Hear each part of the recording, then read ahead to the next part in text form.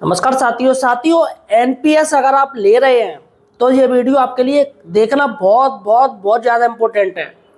अभी तक किसी को पता नहीं कि अगर हम एनपीएस यानी न्यू पेंशन स्कीम लेते हैं तो हमें उससे क्या क्या फ़ायदा मिलता है। दोस्तों आज मैं आपको ए टू जेड बात बताने जा रहा हूँ कि एनपीएस का नया अवतार हो गया है और सरकार ने कुछ नए फीचर जोड़ दिए हैं। अब मैं आपको बता दूं एनपीएस में अब आपको मेडिकल भी मिलेगा। जी हाँ दोस्तों, जो आप मेडिकल के लिए पैसे फूकते हो साल में 20-20 25-25 हजार मेडिकल लेते हो, लेकिन अब एनपीएस में ही दोस्तों आपको मेडिकल मिलेगा, बाकायदा क्लेम मिलेगा। और जिस तरीके से प्राइवेट हॉस्पिटल के हाथ पैर जोड़ने पड़ते हैं वो आपको जोड़ना नहीं पड़ेगा, बल्कि अब प्राइवेट हॉस्पिटल आपके हाथ जोड़ेंगे। आखिर दोस्तों क्या क्या न्यू अवतार है इस एनपीएस में, सरकार ने क्या क्या नए नए चेंजेस किए, आज इस वीडियो में आपको बताने जा रहा हूँ। अतः साथियों, अगर आप एक गवर्नमेंट एम्प्लॉय हैं या एक पेंशनर हैं तो आप हमारे चैनल एम्प्लॉयड हेल्पर को यार सब्सक्राइब जरूर कीजिए। हम आपको बताएंगे कि आपके एनपीएस यानी न्यू पेंशन स्कीम में आपको कितना क्या पैसा मिलेगा, कितनी क्या पेंशन मिलेगी और आपके परिवार को कितनी पेंशन मिलेगी और ग्रेच्युटी आपको कितनी मिलेगी। इस वीडियो में आपको पूरी ए टू जेड जानकारी बताने जा रहा हूँ, जिससे दोस्तों जो एनपीएस धारक है उनसे कुछ हद तक उनकी जो परेशानी है वो हट जाएगी। और बाकायदा एक सरकार का आपको लेटर भी दिखाऊंगा, क्योंकि मैं बिना प्रूफ के कोई बात नहीं करता हूं। तो जब आपको मैं लेटर दिखाऊंगा तो आपको खुद ही प्रूफ मिल जाएगा कि हाँ भाई ये सारा कुछ बिल्कुल सही है। लेकिन दोस्तों उससे पहले मैं आपको बता दूं, सरकार सरकारी कर्मचारियों के लिए एनपीएस दे रही है लेकिन खुद ओपीएस ले रही है। जी हाँ दोस्तों, सरकार कह रही है कि एनपीएस बहुत अच्छी स्कीम है, आप लोग लीजिएगा। लेकिन दोस्तों खुद के बारी आती है तो ओपीएस पर ही आते हैं। देखिएगा दोस्तों, एक आर्टिकल है, अगर कोई नेता 1 साल या 1 दिन के लिए वो विधायक बन गया या सांसद बन गया तो उसको ओपीएस मिल जाएगी। अगर कोई नेता जो सातिर है, जो क्रिमिनल है, उसको दोस्तों अगर वो सांसद विधायक बन गया तो ओपीएस मिल जाएगी। लेकिन दोस्तों एक कर्मचारी जो बड़ी ईमानदारी से 62 साल 60 साल तक बड़ी ईमानदारी से नौकरी कर रहा है, लेकिन दोस्तों उसको एनपीएस मिलेगी।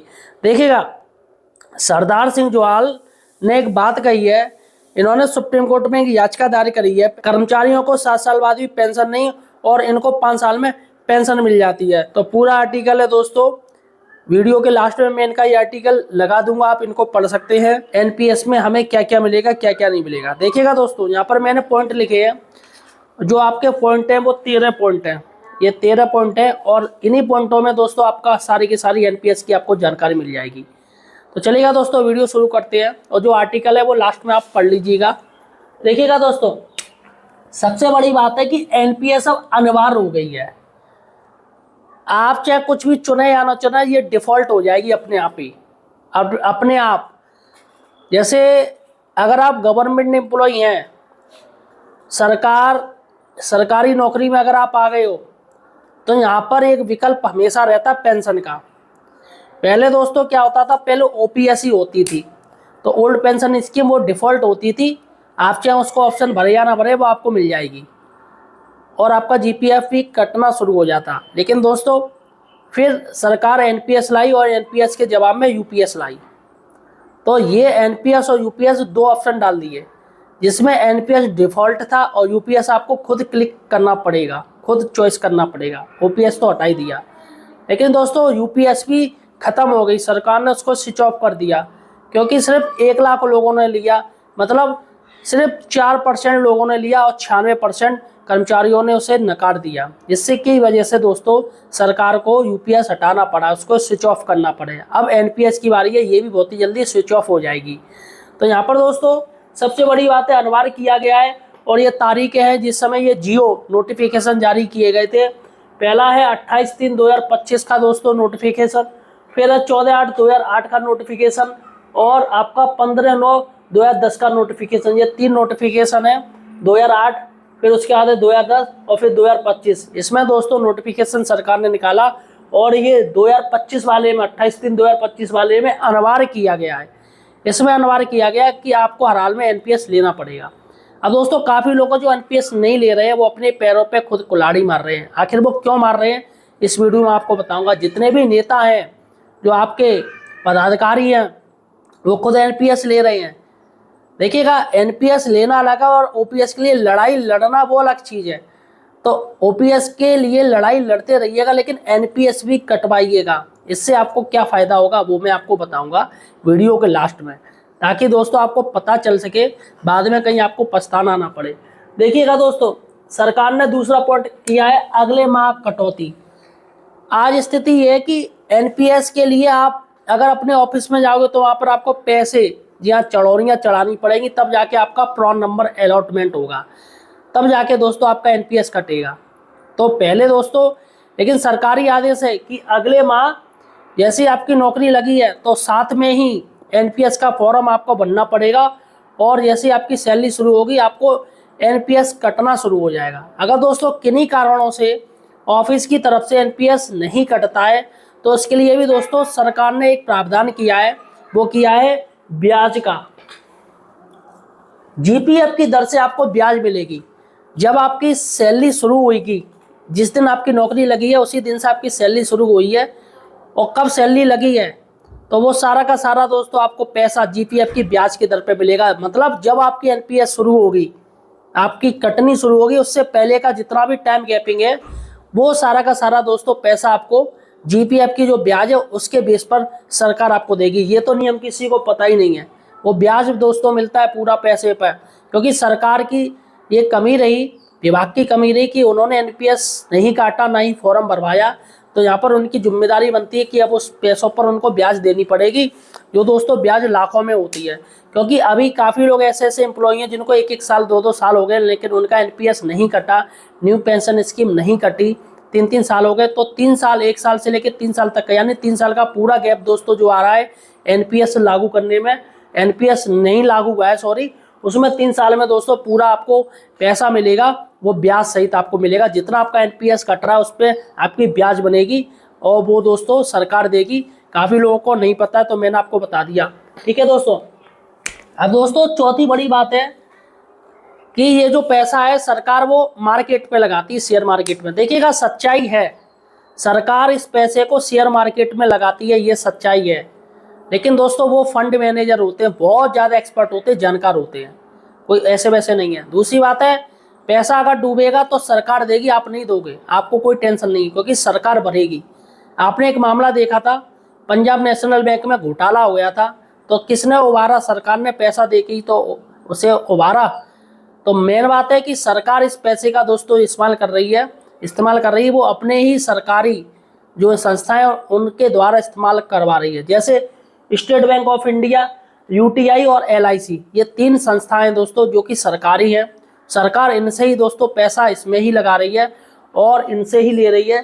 तो आपको दोस्तों क्या लग रहा है, क्या ये एसबीआई डूब जाएगा, या एलआईसी डूब जाएगी, या यूटीआई डूब जाएगी?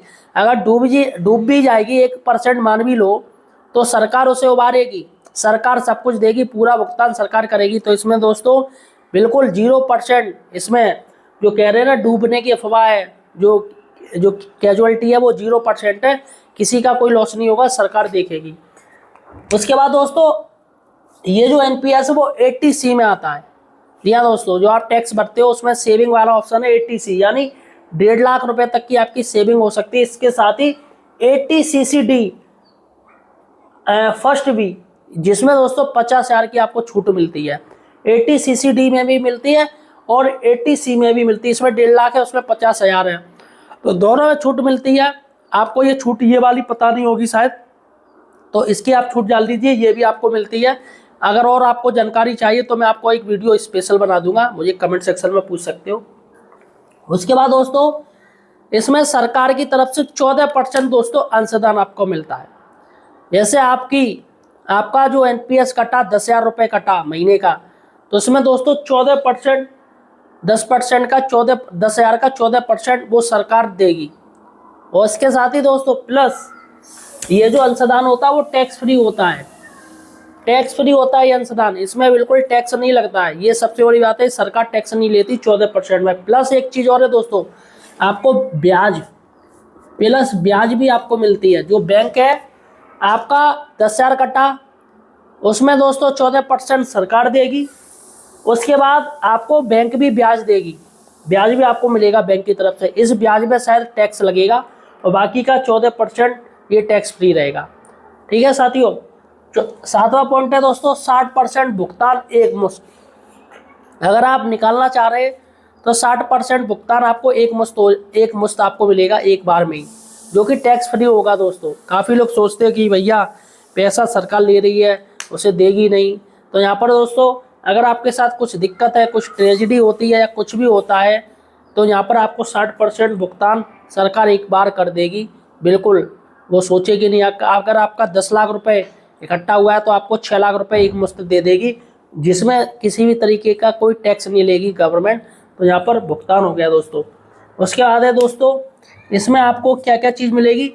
आपको ग्रेच्युटी भी मिलेगी, जैसे ओपीएस में मिलती है वैसी ग्रेच्युटी इसमें भी मिलेगी, प्लस पेंशन मिलेगी।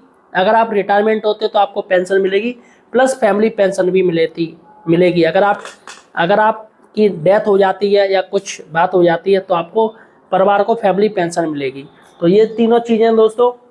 उसके बाद दोस्तों है 9वां नंबर। 9वां है मौत। अगर आपकी डेथ हो जाती है, चाहे आप नौकरी में हो या रिटायरमेंट के बाद अगर आपकी नौकरी के बाद डेथ हो जाती है, तो दोस्तों यहाँ पर पेंशन मिलेगी। आपके परिवार वालों को पेंशन मिलेगी, आपको भी पेंशन मिलेगी, और डेथ के बाद दोस्तों परिवार वाले को पेंशन मिलेगी। और संपूर्ण अंशदान जो भी पैसा है वो दोस्तों सरकार इनको दे देगी। या दोस्तों आपका जो भी पैसा बचेगा वो सरकार दे देगी आपकी फैमिली को। और ये जो पेंशन और ये संपूर्ण अंशदान वो टैक्स फ्री रहेगा। या दोस्तों टैक्स फ्री रहेगा, सरकार कुछ भी नहीं लेगी। उसके बाद दोस्तों है पॉइंट नंबर 10। इसमें दोस्तों 2 लाख रुपए की निकासी भी होगी। देखिएगा दोस्तों, जैसे आपने एनपीएस नहीं ली, आपने एनपीएस नहीं चुना, या आपने एनपीएस चुना जिसमें आपने सिर्फ 2 लाख रुपए जमा किए, 2 लाख रुपए आपका जमा हो पाया, अचानक आपकी डेथ हो गई, या आपको लग रहा है कि मुझे कुछ ज़रूरी काम है, मुझे ये पैसा निकालना है, तो दोस्तों आप 2 लाख रुपए पूरा अपना, 2 लाख रुपए लिमिट है, 2 लाख से ऊपर नहीं मिलेगा। लेकिन 2 लाख आप निकालना चाहे 2 लाख ही हुआ या 2 लाख से कम हुआ तो आप 2 लाख रुपए पूरा निकाल लोगे, जो कि दोस्तों टैक्स फ्री होगा। यहाँ पर आप पूरा निकासी निकाल सकते हो एक बार में, ठीक है दोस्तों। और साथियों जो 12वां पॉइंट है वो है 40% पेंशन। जी हाँ दोस्तों, आपको 40% पेंशन मिलेगी। जैसे अगर आपकी सैलरी 1 लाख रुपए पे अगर आप रिटायरमेंट हो रहे हो 1 लाख रुपए, तो आपको 40,000 रुपये पेंशन मिलेगी। अगर आप 2 लाख रुपए पर रिटायर हो रहे हो तो आपको दोस्तों 80,000 रुपये पेंशन मिलेगी, यानी 40% पेंशन मिलेगी। और दोस्तों खास बात ये हो रहा है कि अगर आपकी डेथ हो जाती है, आपको उस समय 40% पेंशन मिल रही थी, यानी 40,000 रुपये मिल रहे थे। 1 लाख आपकी सैलरी थी तो 40,000 मिल रहे थे, तो आपकी फैमिली को भी, जो आपके परिवार में आपकी वाइफ है उसको भी दोस्तों 40% ही पेंशन मिलेगी, यानी 40,000 रुपये मिलेगी। सरकार यहाँ पर कम नहीं करेगी। ये सबसे बड़ी बात है कि सरकार कम कर देती थी, लेकिन यहाँ पर कम नहीं होगी। 40% पेंशन आपको भी मिलेगी। आपकी आफ्टर डेथ कुछ बात हो जाती है तो 40% पेंशन आपके परिवार वालों को भी मिलेगी। उसके बाद दोस्तों सबसे बड़ी बात है कि नई चीज़ आई है, 13वां पॉइंट है मेडिकल पेंशन। दोस्तों सरकार ने अब नई चीज़ जोड़ दी है, मेडिकल पेंशन में दोस्तों 70+30% गवर्नमेंट मान के चल रही है। जैसे आपने 10,000 रुपये सेव किए, आपका एनपीएस 10,000 रुपये कटा, तो इस पे दोस्तों 70 यानी 7,000 रुपये आपको पेंशन मिलेगी, और 3,000 रुपये आपको मेडिकल मिलेगा। ये दोस्तों मेडिकल आपका इसी में रहेगा, और अगर आप मेडिकल नहीं लोगे तो आपको वो पैसा मिल जाएगा, यानी आपको पूरे 10,000 रुपये मिल जाएगा। वरना अगर मेडिकल लोगे तो आपका ये 30% इसकी कटौती रहेगी, और 70% आपको पेंशन मिलेगी, और 30% आपको मेडिकल का पैसा मिलेगा। तो दोस्तों यहाँ पर सरकार ने ये कर लिया कि एक तीर से 2 शिकार। तो यहाँ पर बहुत बड़ी खबर है दोस्तों कि मेडिकल भी आप दोस्तों इसमें आपको मिलेगी। 70 और 30 का इन्होंने रेशियो रखा है। और दोस्तों एक बात मैं आपको बता दूं कि सबसे बड़ी बात है कि इतना कुछ है लेकिन फिर भी एनपीएस नहीं पसंद है, जिसकी वजह है दोस्तों भरोसा। क्योंकि ये जो एनपीएस है वो मार्केट बेस है, और अभी दोस्तों मार्केट की स्थिति क्या चल रही है, ट्रेड वॉर में मार्केट खट ऊपर खट नीचे। चांदी की स्थिति देख लो, 4 लाख बड़ी हाल खट 2 लाख पे आ गई। सोना गोल्ड देख लो, सब लोगों की रेल बना रखी है। अब ऐसे में दोस्तों कर्मचारियों को ट्रस्ट नहीं हो पा रहा है, और सरकार वो ट्रस्ट ला नहीं पा रही है, सरकार वो ट्रस्ट जीत नहीं पा रही। जिस दिन भरोसा जीत लिया उस दिन दोस्तों एनपीएस सफल हो जाएगी। लेकिन मुझे लग नहीं रहा कि ये एनपीएस सफल होगी, कि जिस तरीके से कर्मचारी हमेशा विरोध में है और हमेशा विरोध में रहेंगे, क्योंकि गवर्नमेंट खुद ओपीएस ले रही है, या तो नेता, तमाम कर्मचारी, विधायक, सांसद वो खुद एनपीएस लें तो वो ट्रस्ट एक बार जीतेंगे। सो खुद ओपीएस ले रहे हैं और जबकि कर्मचारियों से कह रहे तुम एनपीएस ले लो। तो यहाँ पर दोस्तों ये जो गैप है, जो ट्रस्ट नहीं हो पा रहा है और ये जो गैप कर रखा है सरकार ने, इस गैप को हटाना पड़ेगा, तब जाके ट्रस्ट आएगा कर्मचारियों पे। फिलहाल साथियों आप ये आर्टिकल देख लीजिए, ये आर्टिकल क्या कह रहा है। इसके साथ ही दोस्तों सही और सटीक जानकारी के लिए आप हमारे चैनल एम्प्लॉयड हेल्पर को या सब्सक्राइब जरूर कीजिए। धन्यवाद साथियों।